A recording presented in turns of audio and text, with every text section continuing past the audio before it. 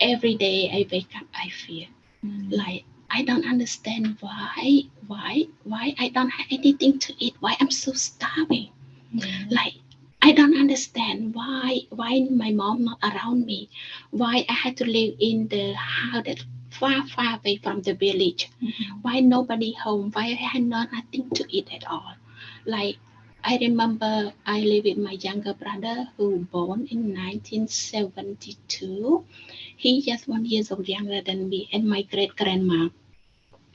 And every day I'm so hungry and nobody around at all. I remember the old house far away from the village, and sometime in the morning I just go to the field to catch some bird to eat because I'm so hungry, and I just don't understand what has happened, you know.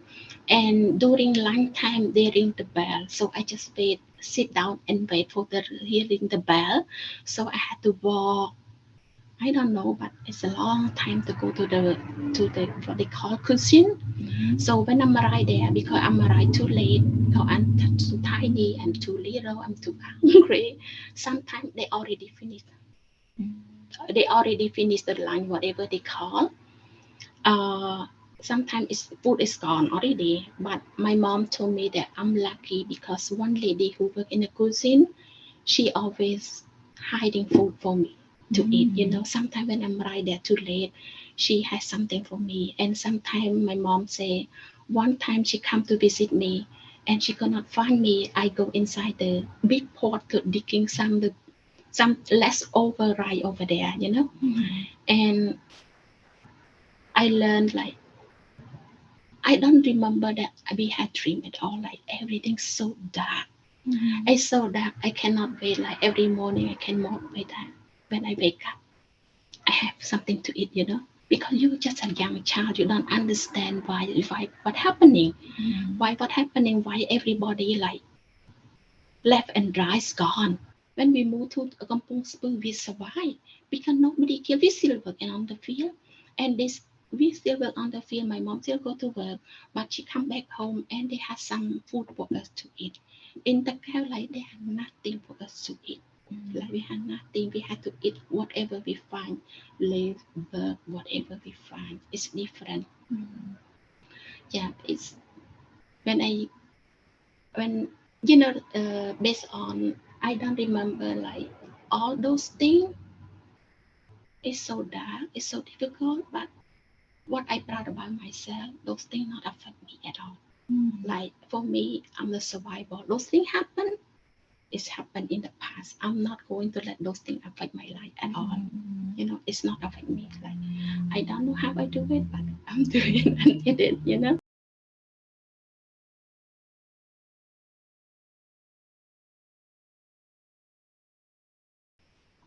What I remember after Khmer Rouge in 1979, we come back. Khmer Rouge is over, killing field over, right? But we still in the communist region. We still in the community in that time. Something I remember the most, that we start to highlight hope, like we come back home. Even though we come back home, but my mom had freedom, like to tell other story. Because during Khmer Rouge age, I want to listen to the stories. She need to whispering to us. She cannot say it loud because every day somebody under you, around your house, they come like you know spy on you. If you say something, they will kill you, right? So when we come back home during 1979, every night, like my house is we have balcony, right? Every day after dinner, I clean up. My family clean up the balcony.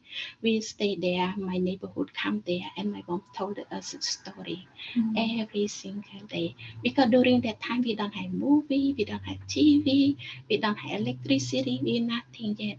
So every day, my mom, the neighbor come, we come, and yeah, my mom told us the story that she used to watch, or she used to read. And sometimes she read us a book. That's the best memory ever. Even though we don't have electricity, even though we're still very poor, but like for me, that the first time on my childhood, I feel that I have freedom, Yeah, yeah. I have freedom to listen all those stuff. I have freedom to laugh with my friend. I don't even think that I ever laugh during Khmer. Mm. Like this time, I can have friend, I can laugh. Like I feel like those things is always I remember that's as the best memory ever.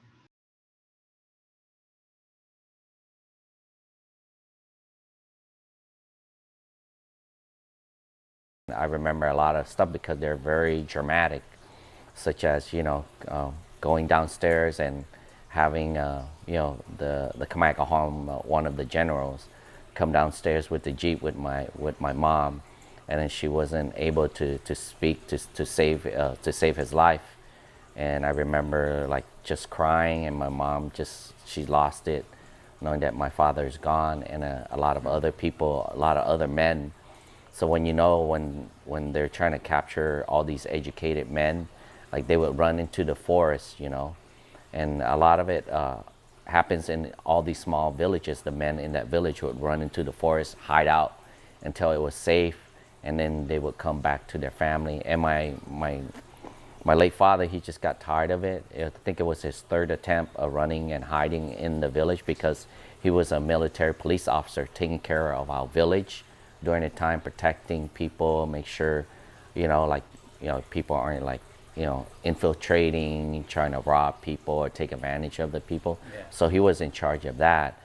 And the reason why they assassinated him, because they accused him of having guns in the attic, which he didn't have any guns in the attic. So they assassinated him. That was one of the most pivotal changes that we had to go through during that time, was migrating and walking on foot through landmines, to sniper fire, all the way to the Thai-Cambodian border.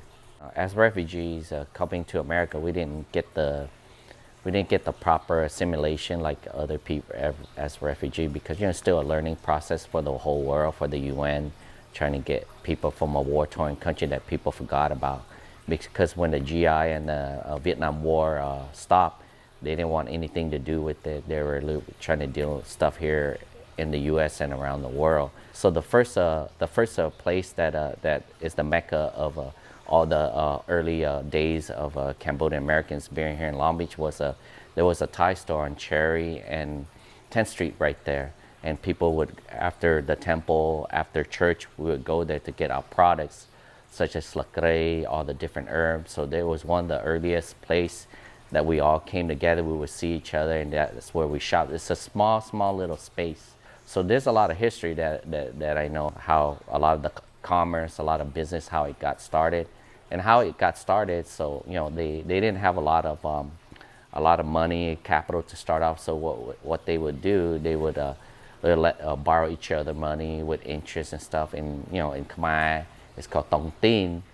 And then a lot of that, was the early development of all the different Khmer business that's on Anaheim Street and along that corridor.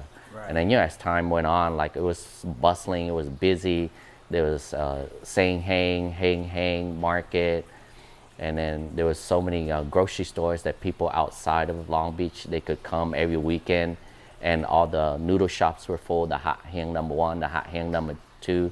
There were bands, and it was just a lot of great stuff was going on.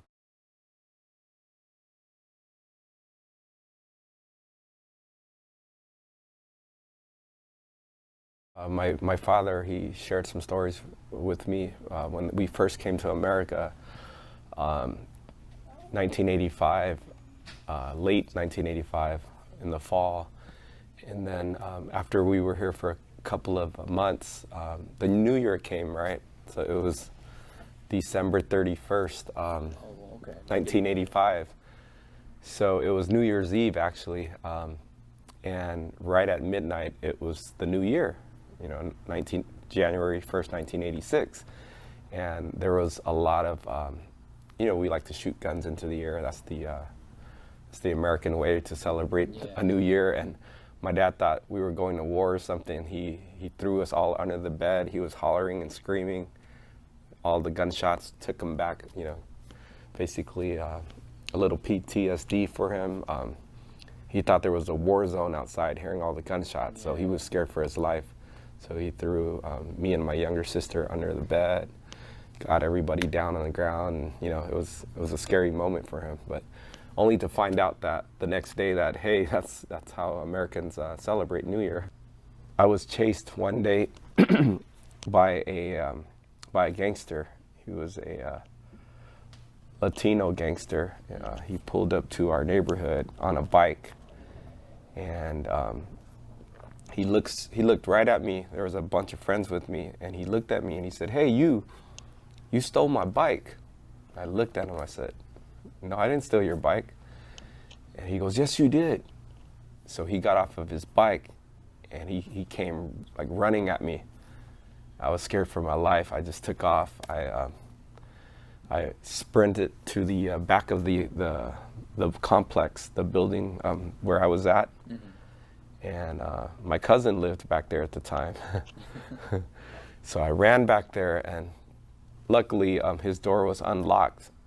And I recall, like, the moment I grabbed the door, got into the house or the apartment, and the moment I shut the door, it was a security door, one of those see-through metal screen security door. And the moment I shut the door, the guy's hand was already grabbing the door, and he had threatened me. He's like, "Hey, I'm gonna get you. He even said, I'm gonna kill you." So that scared me to death right there. Yeah, a Christian family took us in, or they were like our sponsor at the time. And I vaguely remember like me running around in their living room, falling asleep on the floor.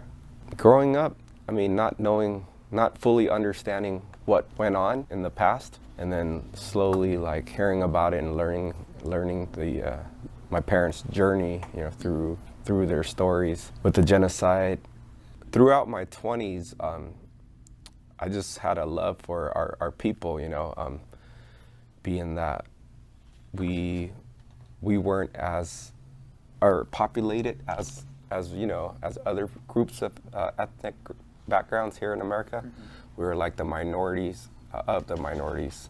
You know, we came from the great Khmer Empire, so right. I think that's what kind of like motivated me to learn more about the culture and to, like, in a way, preserve the culture and keep it going, to kind of give back to the community in a way. But yeah, I'm proud to be Cambodian, proud to be here in Long Beach, representing for our people.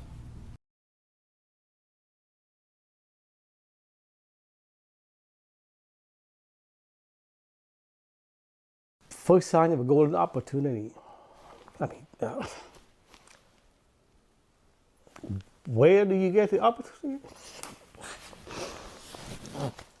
It hurts you because the golden opportunity is here. We left Cambodian, and then they put us in a camp called in Philippines called Bataan. That is the place where they kind of give you the opportunity to learn a little bit about United States before they bring you over. First thing we landed was in San Francisco. We don't have a lot of clothes, so they took us to, I'm not sure who they are, but they put on the bus, they took us to this. It's just like a Purple Heart warehouse. You can pick up all the used clothes all you want. First time ever we seen Golden Gate Bridge. That was 1980. We don't even know what it is. Just a bridge, really long, red in color. My first job ever was they call it a cadet. You work for a police department. Your job is to go out there, taking a report and dealing with people, lock themselves out, go help the student, whatever the case may be, just to get my foot in the door and going to school. I became a CSO about 2.5 years later after I get my education. The CSO, what they call a community service officer. In other words, you don't do anything but to go out there and do general work for the police department. And then they move on to 1988, 89. I put myself through the academy. In other words, you have to get your education with a law enforcement side, which is like police academy type of thing. So that's how I became a police officer for the school district. I put myself through the academy. It's all come down to one simple thing: education.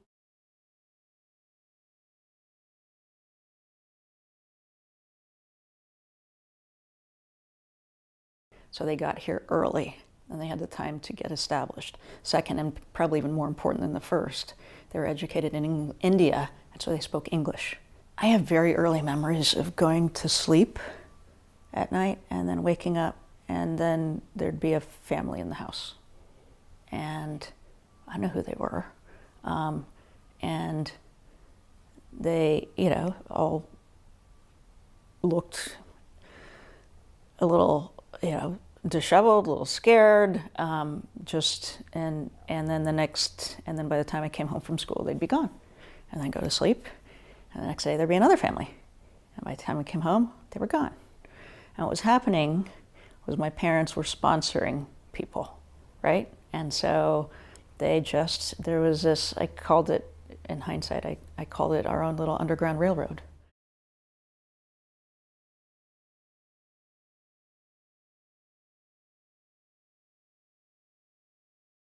In 1972, I was a first-year student at a university in Phnom Penh, and we could hear the fighting every night.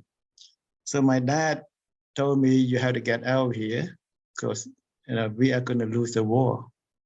But no, they did. All my family did escape the Khmer Rouge. Nobody died during the Khmer Rouge. The reason is because we were fortunate. We live in the town that's on the border with Thailand. So it was very easy to walk across the border and get into Thailand. So when we first came here, they put us through intensive English classes, my cousin and me, for 5 months, English from 9 to 4 o'clock. The first culture shock, I was here like maybe a month, and a bunch of us were waiting at a bus stop, right, at night. And there was a black guy, he drove by. We don't know him, he doesn't know us. He drove by, he stopped at the bus stop and he said, "Fuck you, Chinese." That totally, I never heard that before. And I had no idea that why this guy would have hostility against us. So we haven't done anything to him. He didn't know us. That was a bad shock to me. That was the first shock that I had. People who live in Silver Spring, people who live in Virginia, people who live in Washington, D.C. itself, we sort of spread out. But Long Beach, if you go down to where Cambodia town is, we have more and more people coming to that area. We have more and more people building businesses, or more and more people coming to live in the area. That is a big difference. That's why eventually we would have Cambodia town, because we have more and more of us concentrated in one neighborhood.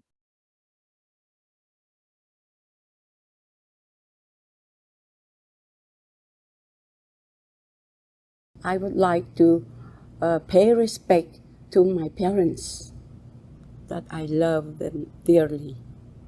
My dad passed away during the war. My mom arrived here on the 20th of June, 1980. I left my 2 sons there with my mom. It's heartbreaking. So myself, I came on that time, March 14, from Phnom Penh directly to United States. My first stop over at San Francisco, and then continue to Los Angeles, LAX. My husband came as a student in 1974, August 74. Visa F1 is a student, and then he's going to continue his study over at the college.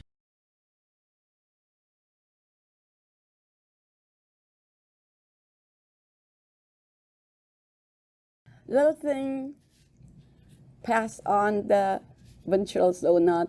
I got work for Venture like about over a year, exactly a year. So we quit, resigned from that donut shop. Then I moved to Ventura. But we got some money from the Ventures because of the 1 year. He had like almost 10,000. We bought the van. We stay in the van, and the donut shop has like a little shower. So we cook with the range, and the rice cooker and the range and the pan, just stir fry, whatever we do. Yeah, so we live in the donut shop for almost a year and always hiding. Otherwise, what is it? Health department. It is against law, but it's the truth. For our family, we think about doing the best to build ourselves and to build the community and to build the United States too. Working, pay taxes, everything, that build the community and build the United States. See? So that's how we have planned since beginning.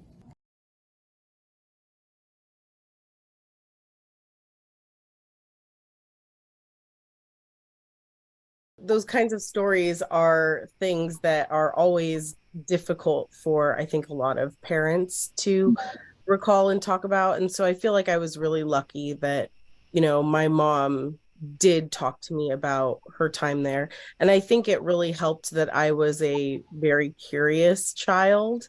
I always asked a lot of questions. And so when I went to college, I actually started collecting stories from people in my family about what their lives were like before and during, the Khmer Rouge period, and then what happened with them after.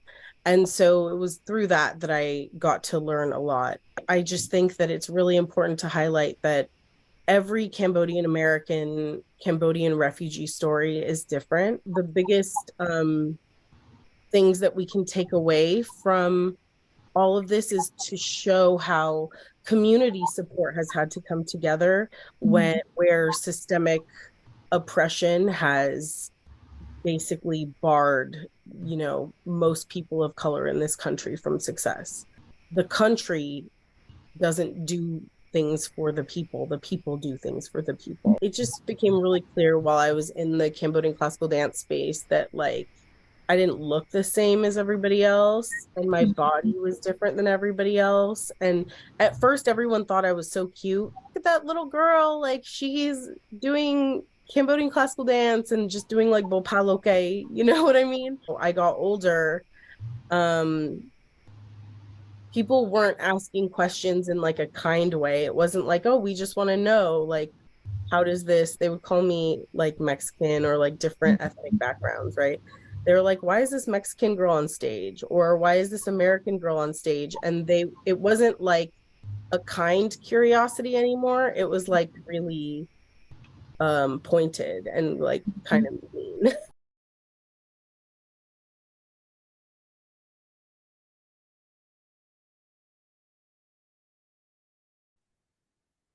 I wasn't worried about losing all of those things. Like I said, I was still young.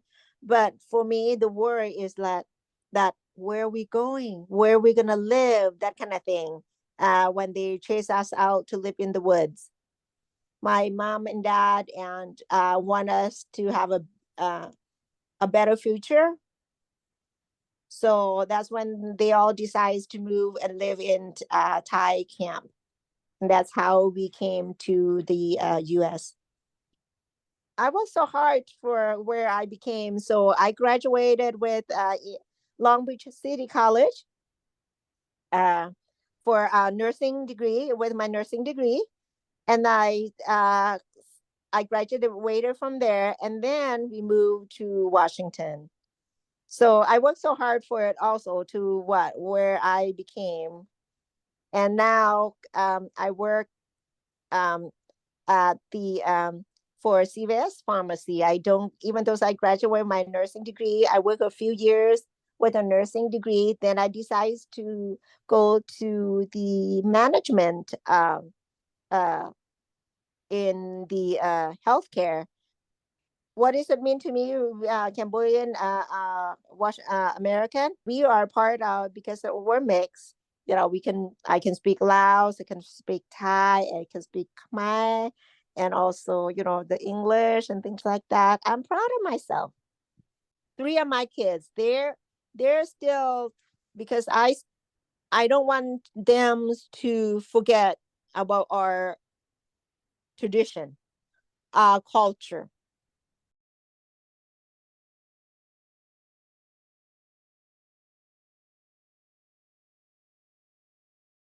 My family, like, they were struggling, you know, just trying to get by. When they first came to the States, they had nothing. They didn't know the language, they didn't know anyone. You know, so it was really hard for them, like losing, you know, like half of my relatives. They first arrived to Houston, didn't like it there, came to Long Beach because there's a more higher Khmer population inside the nation. So we just decided to set roots here.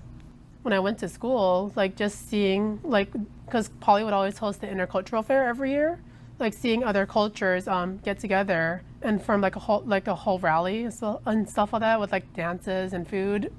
Like it just shows that even as a community we're still together, you know. It just shows how far we've progressed. Now that I'm knowing more about it, it's showing more results in my life, you know. Just like it's like that's the most important aspect about me. Just like keeping my Khmer roots down. It's why I try to speak as much Khmer as I can to not like forget it, you know. I want to educate other people about our community and, you know, to be the voice of the voiceless.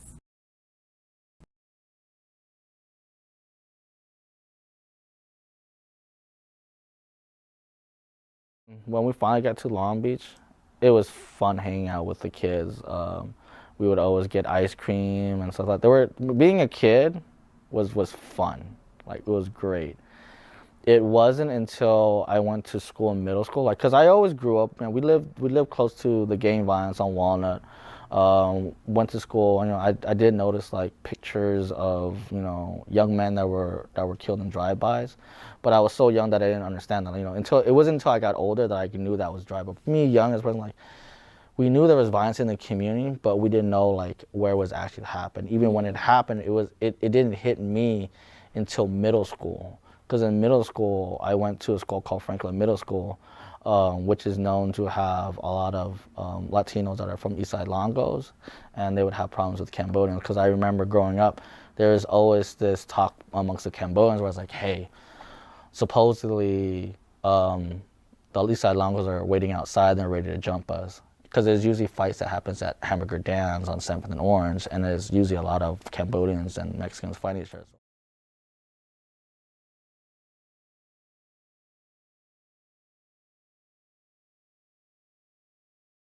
I guess what kind of made me not like be part of it is because growing up, I guess a lot of Cambodian girls didn't like other Cambodian guys. They always said like their cousins. So I was like, well, you know, a lot of the Cambodian girls don't like other Cambodian guys. So I want to venture out to like other, you know, whether it's black girls or Latina girls, and I had like a lot of Latino girls at the school. So for me, I was like, I guess that kind of like made me not want to join the gangs because like, I don't know, I want to probably end up dating Latino girls, and if I start fighting, like, that loses my chance. So that kind of got me like not going that route. But I noticed like a lot of my friends started like making these cliques to fight Latinos, but they when I talked to them, like, they didn't have an like understanding. Like, it was just like somebody older forced that idea to them, was like, just hate them. Like, I'm like, but where is it coming from? Because for 6th grade, like, I guess for me, my benefit was when I got into that school, I was put in not a majority Cambodian class. Growing up from kindergarten to 5th grade, I had a lot of Cambodian students. But then when I got into 6th grade was my first experience where I was probably the only Cambodian student in that class. Like, everybody else was Mexican, black, Samoan. Like, I had a mixture. I was the only Asian kid. and I really didn't feel that spirit. I didn't really grow up with that hatred.